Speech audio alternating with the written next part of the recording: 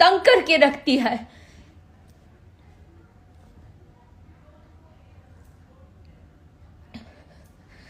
जो मुझे पसंद करते हैं वो पसंद करेंगे, चाहे मैं जहां पे भी जाऊं, जहां भी काम करूं।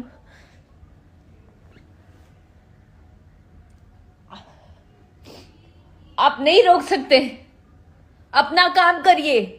अगर आप, बहुत बड़ा नाम है आपका, इसको ओपन कर देना प्लीज। आपका बहुत बड़ा नाम है तो आप अपना नाम करिए काम करके। दर्शकों को नकली नाटक, एक पर्दा लगा के ना, चेहरे पे मुखौटा लगा के घूमते हैं आप लोग।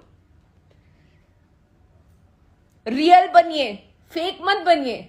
ये देखिए, और सिर्फ हमारी भोजपुरी इंडस्ट्री में ये सब छिया लेदर क्यों होता है यार? और भी इंडस्ट्रीज हैं, पंजाबी इंडस्ट्री है, बॉलीवुड है, और भी साउथ की इंडस्ट्री है। कोई भी उसमें इतना छिया लेदर ना, चीपनेस इतना ज्यादा नहीं करता है कि एक दूसरे के पीछे पड़े रहो, इसको ब्लॉक मार दो, उसको रिपोर्ट मार दो, उसका गाना आगे नहीं जाना चाहिए, वो आगे कलाकार नहीं जाना चाहिए। What is this?